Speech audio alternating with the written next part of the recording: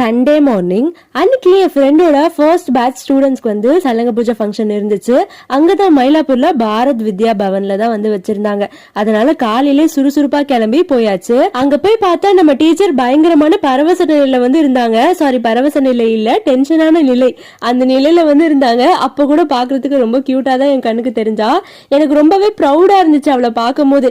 ஏன்னா குட்டி வயசுல இருந்து நானும் அவ்வளோ எவ்வளவு ஸ்ட்ரகிள்ஸ் எல்லாம் தாண்டி இந்த ஸ்டேஜுக்கு வந்திருக்கோன்னு எனக்கு தெரியும். என்னை விட அவ தான் வந்து இன்னுமே நிறைய எஃபெக்ட் போட்டு இந்த ஸ்டேஜ்ல வந்து நிக்கிறா. ஸோ அதை பார்க்கும்போது ரொம்பவே ப்ரௌடா இருந்துச்சு. அதுக்கப்புறம் இன்னைக்கு இந்த சாரி நான் அழகா கட்டியிருக்கேன் அப்படின்னா அந்த கிரெடிட்ஸ் எல்லாமே நம்ம மகா டிராபிஸ்டுக்கு தான் வந்து போய் சேரும். பிகாஸ் அவங்க தான் சூப்பரா லாஸ்ட் மினிட்ல வந்து சாரி வந்து எனக்கு டிராப் பண்ணி அயன் பண்ணி வந்து லாஸ்ட் மினிட்ல சென்ட் பண்ணி விட்டாங்க. ஸோ டக்குன்னு எடுத்து பட்டுன்னு கட்டி சூப்பரா வந்து கிளம்பி வந்திருந்தேன். ஸோ உங்களுக்கும் இந்த மாதிரி லாஸ்ட் மினிட்ல ஏதாச்சும் சாரி வந்து ப்ரீப்ளீட் பண்ணணும் இல்ல சாரி டிராப் பண்ணணும் அப்படின்னா அவங்கள வந்து கான்டாக்ட் பண்ணுங்க. அவங்களோட கான்டாக்ட் டீடைல்ஸ் எல்லாமே கீழே டேக் பண்றேன், செக் பண்ணி பாருங்க.